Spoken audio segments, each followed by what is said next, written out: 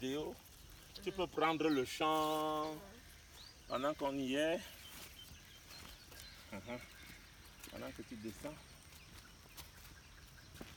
Voilà, ici va être notre tremplin pour notre projet, notre vision de l'agro-pastoral qui devrait normalement aboutir à la libération de notre peuple par le travail. Comme le disait le professeur, je crois que vous avez envoyé sa citation. Oui. Le travail, Le professeur Fokam Kamoyen. la première fois, c'est motif de tout miracle économique. C'est ça. Donc, et pour que le travail soit bien fait, il faut de l'équité.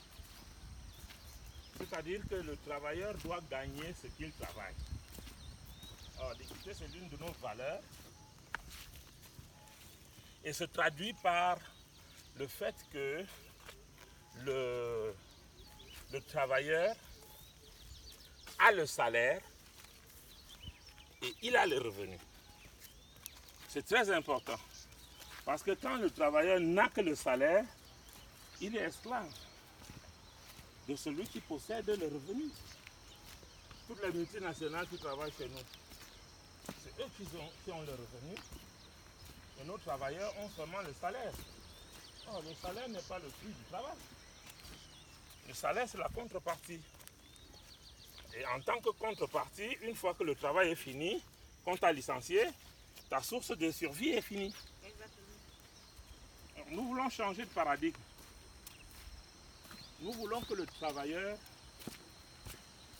gagne ce qu'il travaille. Parce qu'il est au capital de l'entreprise. Nous sommes une société d'actifs. Nous ne sommes pas une société d'action.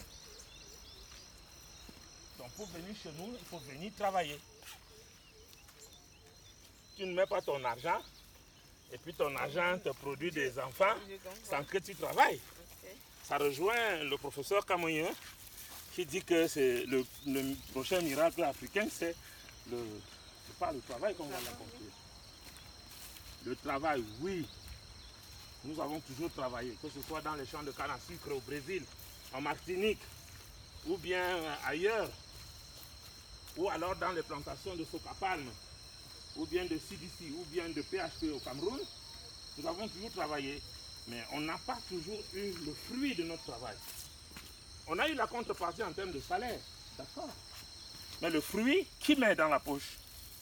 C'est le propriétaire du capital qui met dans la poche. Regarde le bas-fond. Il s'en va jusqu'après le goyavier. Tu vois, il y a une personne là-bas en rouge. Oui. Il est dense, le bas-fond. Il est vaste. Il s'en va jusque là. On a un cours d'eau au fond. Quand nous avons regardé ça, ils n'ont pas cultivé ici, pourquoi? Non, il arrive à le faire demain, mais ici, ça va s'aimer. On va juste cultiver et laisser comme ça. Et pourquoi on ne s'aime pas? Il y a trop d'humidité. Et puis de l'ombre. Ok. Bon, on va, il faut qu'on retarde un peu pour parler d'African Plan. Oui. Ok. Nous sommes comme ça dans une des fermes d'Africa Food. Présentement à la ferme De Mvutsa. de Vutsa. La ferme Kamto. La ferme Kamto à Bafoussa. Donc comme nous sommes en train de constater, il y a eu du labour et des semis de haricots qui ont déjà germé. Et je vais passer la parole au CEO de Africa Food, M. Kamto, qui nous dise ce qui a été fait concrètement et quelles sont les attentes d'Africa Plan pour réaliser cette grande vision. Merci. Oui, merci Madame Wanji. Notre tremplin, c'est cette ferme. C'est une ferme que nous avons mise à la disposition de notre entreprise Africa Food Production Corp CA pour lui servir de tremplin pour mettre en œuvre notre grande vision. Notre grande vision, c'est de redynamiser le secteur rural, revitaliser les ressources rurales qui sont énormes chez nous, en réorganisant le travail, en resituant le travailleur au cœur de l'action, en lui donnant la chance d'être propriétaire de ce qu'il fait.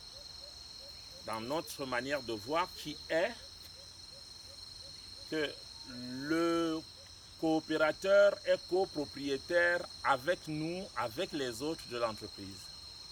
Nous voulons être une société d'actifs. Tous ceux qui sont chez nous sont copropriétaires de l'entreprise Africa Food Production COPCA. Et comme copropriétaires, ils travaillent eux-mêmes pour produire et leur salaire et se partager le produit, le revenu en fin d'exercice. Vu sous cet angle, notre rôle de leader, c'est de trouver les terres et d'impulser ce changement-là. Nous trouvons les terres auprès des chefs locaux. Les chefs du village qui ont des terres, s'ils sont convaincus de notre vision, ils vont devenir d'abord coopérateurs chez nous pour veiller sur leurs terres. Et ensuite, ils vont nous donner leur main-d'œuvre pour qu'elle soit elle aussi propriétaire avec nous de l'entreprise. Et nous allons sûrement aller chercher les meilleurs dans le domaine de l'agropastoral, là où ils se trouvent, pour venir travailler avec nous à produire les denrées alimentaires, à produire en produits végétaux ou bien en produits carnés et mettre à la disposition du consommateur. Ce qui nous anime, c'est produire ce que nous consommons et consommer ce que nous produisons. Voilà. Merci. Je crois que nous sommes dans la ferme Camto, la ferme d'Africa Food, de Boumta. Oui, c'est bien ça. Merci. Je crois que je prononce bien. Et j'aimerais savoir sur le plan de la formation, je crois qu'avec African Plain, nous avons fait un pas parce que la documentation est disponible et tout ce qui va avec dans les jours à venir, disons le mois prochain ou plus tard, oui, les choses pourront se mettre en place. Maintenant, techniquement, quelles sont vos attentes concrètes vis-à-vis d'African Plain? Nous sommes déjà très flattés par le plan de formation d'Africa Plain qui consiste à aligner la vision de la finance de Africa Plain avec notre vision à nous. Quand nos visions seront bien alignées en ce qui concerne la finance, nos visions en interne chez nous seront alignées au regard de nos coopérateurs qui seront formés. Le CEO sera formé, le PMO sera formé, c'est-à-dire le Project Management Officer, le Business Analyst chez nous sera formé, le comptable sera formé, le responsable de la coordination technique des activités sera formé et le responsable des affaires juridiques et fiscales sera formé. Donc voilà l'équipe de mastermind que nous allons former en espérant que African Plain va nous accompagner dans notre vision. Cette ferme est de 3,5 hectares. Ce n'est qu'une mise en bouche. Notre ambition, c'est de transformer toutes les terres qui seront à notre disposition en ferme, en exploitation et en agropole. Tant que nous avons des hommes, les Camerounais sont très formés et nous avons la prétention de continuer à les former aussi pour toujours aller de l'avant en termes de quantité, en termes de qualité. Africa Plain va nous accompagner sûrement sur le côté financier parce qu'en termes de ressources, nous avons la ressource humaine, qui est le capital humain. La ressource financière avec laquelle African Plain va nous accompagner, nous aidera, n'est-ce pas, en tant que ressource. Nous ne pouvons pas faire sans les finances. Et c'est en ça que nous attendons beaucoup de African Plain. Oui, merci. Je vais revenir sur une phrase qui m'a marqué lors de notre première rencontre. J'avais dit aussi, tellement ce n'est pas les finances cash en argent qui vous intéressent, mais c'est l'équipement, c'est le transfert des technologies. Oui, j'aimerais savoir si, après la première phase, qui est la phase de formation, ensuite la rédaction du business plan suivant le carnaval recommandé par African Plain, serez-vous prêt, par exemple, à faire un déplacement sur l'Italie pour le choix des équipements, l'Italie ou tout autre pays qu'on pourrait utiliser dans Africa Food en général? vous savez que le point d'orgue, là où le bas blesse dans les activités, c'est le travail. En fait, le travail, c'est la force en déplacement. Et si nous voulons vraiment produire, nous devons réduire la pénibilité du travail.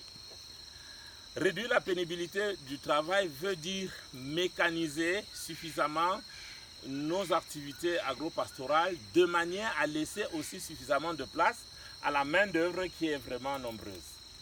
Donc, nous avons déjà à l'époque, en 2012, eu des contacts avec Baldan, qui est une entreprise brésilienne. J'ai eu la chance d'accueillir Baldan chez moi, même à Douala. Et on a échangé sur le matériel agricole, les outils attelés, les tracteurs, comment dimensionner. Et nous pensons que si African Plan nous met à disposition ces outils qui vont réduire la pénibilité du travail en termes de labour, etc., ce sera vraiment nous accompagner. Nous avons les techniciens qui sont formés pour cela.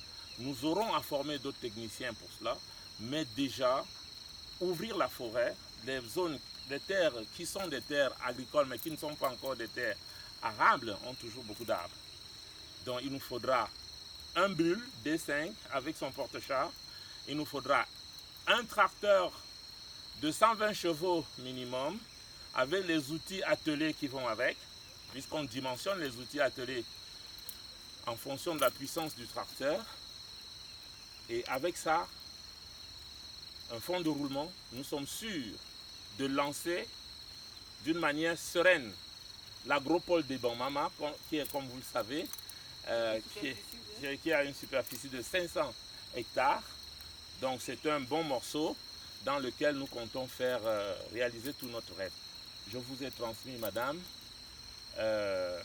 nos termes de référence, c'est-à-dire ce que mon équipe a rêvé à réaliser à Iban, qui inclut la biosécurité, qui inclut l'écotourisme. Nous avons fait appel à un architecte paysagiste pour nous aider à bien dimensionner, à bien organiser pour que ce soit vraiment agréable. Merci, M. Kamto. Merci beaucoup. Elle n'a plus fait de faute. Merci beaucoup. Faut continuer la visite guidée. On va continuer, on va descendre encore un peu parce que vous êtes en botte, madame Wandi. On continue la visite guidée. Oui. De la ferme Kamto. Oui. Qu'est-ce que c'est? Ici, c'est le puits. C'est un puits aménagé. Et nous avons fait, d'abord, on a creusé le puits jusqu'à avoir de l'eau.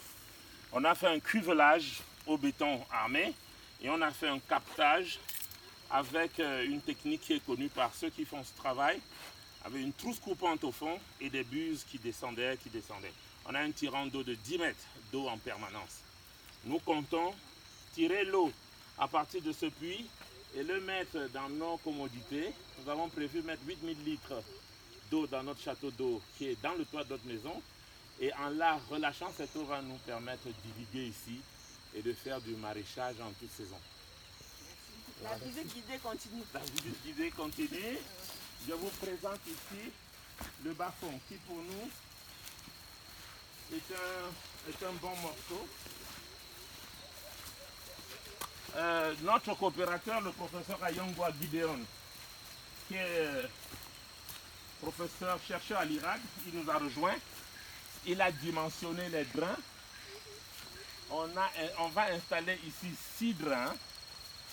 Donc, 5 drains transversaux et un drain longitudinal qui est tout au long là. Et je sais que Wanji est en train de montrer en même temps que mon doigt le drain longitudinal et puis les autres drains transversaux qui vont permettre d'évacuer toute l'eau qui stagne ici. Il faut qu'elles aillent, la nappe phréatique doit beaucoup descendre et ça va aller tomber dans le cours d'eau qui est au fond. Ce bas-fond sera donc asséché et nous allons pouvoir semer pendant le mois d'octobre le maïs. Voilà. Merci madame. C'est bon. Vous pouvez couper, monsieur Wendy.